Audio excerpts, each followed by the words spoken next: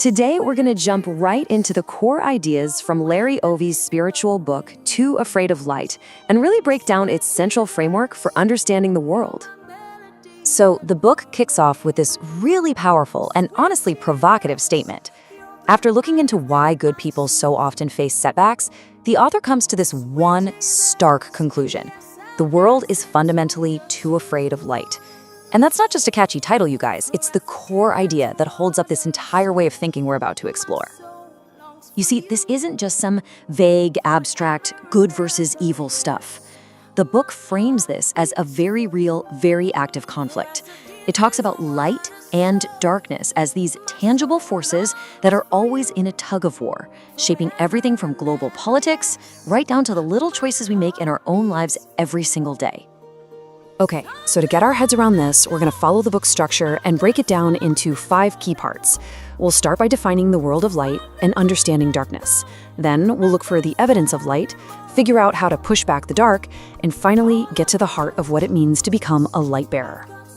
So, first things first. Before we can even talk about the solution, we've got to really understand the problem as the author sees it. What exactly is this force of darkness? So how does the book define darkness? Well, it's not just the absence of something good, like a shadow is just the absence of light.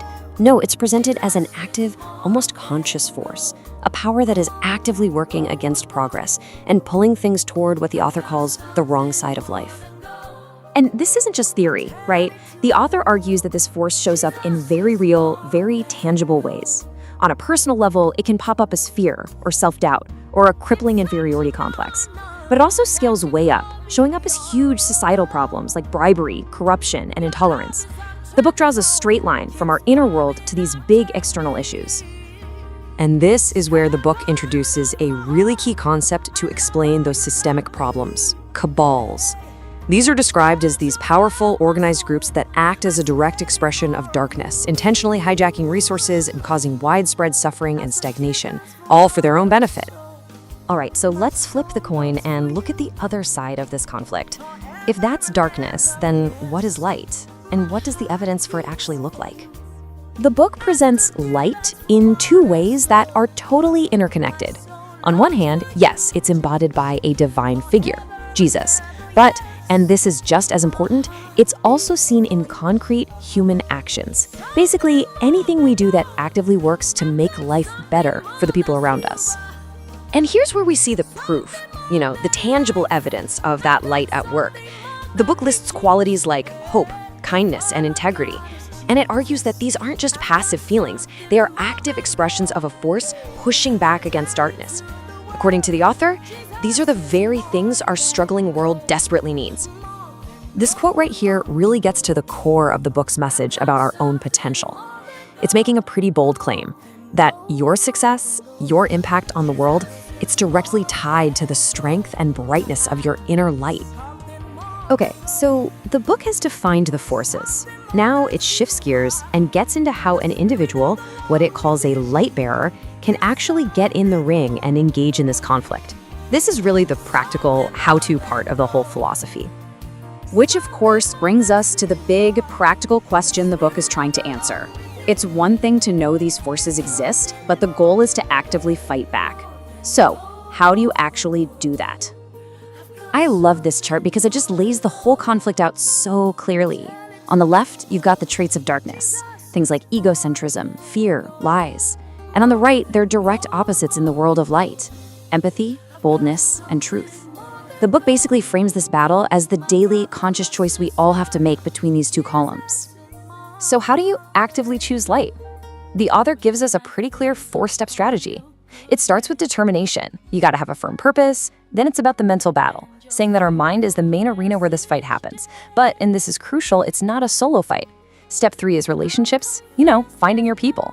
And finally, consistency, just realizing this is an ongoing thing, not a one-and-done deal. But the book also gives a heads up.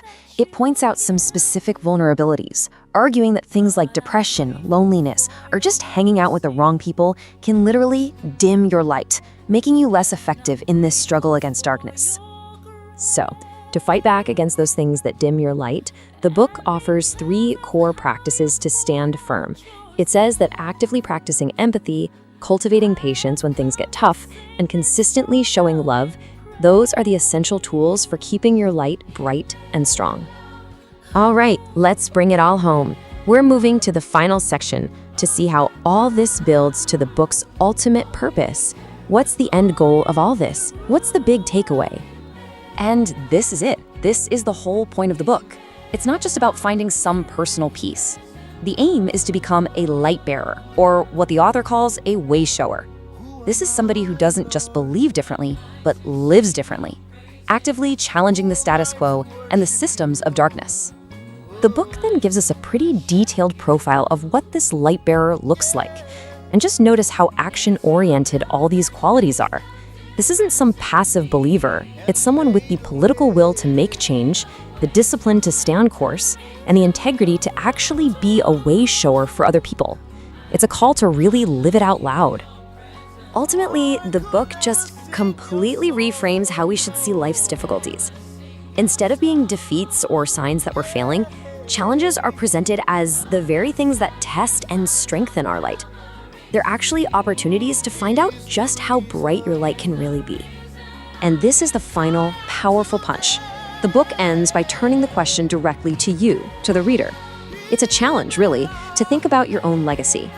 In the end, it's not just about what you believe, but about the impact your light is going to leave on the world. The book leaves us with this one final question to chew on. What will you be remembered for?